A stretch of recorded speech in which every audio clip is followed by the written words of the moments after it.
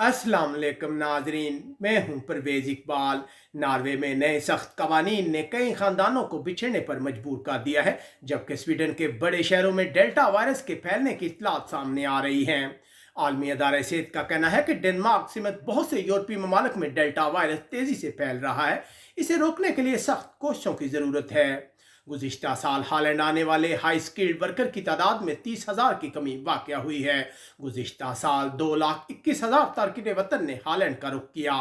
पुर्तगाल के तमाम इलाकों में जुआ खाने खुल गए हैं, लेकिन लोगों को दाखिले के लिए कोरोना पास दिखाना लाजमी होगा, जबकि पुर्तगाल के मजीद इलाकों में कोरोना पाबंदियों को सख्त कर दिया गया है। बेल्जियम में तारकिन वतन की भूख हड़ताल खत्म हो गई है। कोशिशें जारी है कि हुकूमत इन तारकिन वतन को पेपर देने के लिए तैयार हो जाए। दूसरी तरफ हुकूमत का कहना है कि वो तारकिन वतन के लिए अपनी पॉलिसी को तब्दील नहीं करेगी। यूनान के करीब डूबने वाली तारकिन वतन कश्ती में से 37 अफराद को बचा लिया गया है, जबकि इस कश्ती में 45 अफराद सवार थे। यूरोपीय कमीशन ने यूनान के लिए इजाफी 100 मिलियन यूरो की इमदाद की मंजूरी दी है। फ्रांस की हुकूमत ने 3 माह की बंदिश के बाद इंडिया के तुलबा के लिए दोबारा वीज़े खोल दिए हैं, जबकि इंडिया के शहरियों के लिए सफरी पाबंदियों को भी नरम किया गया है। जर्मनी सैलाब के नतीजे में अब तक 180 अफराद के हलाक होने की तस्दीक हुई है, जबकि 150 अब भी लापता है।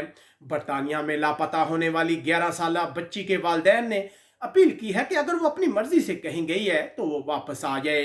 लंदन के मेयर सादिक खान ने वजीर आजम से अपील की है कि करंतना कवानीन को तब्दील किया जाए ताकि कारोबार को मुतासर होने से बचाया जा सके।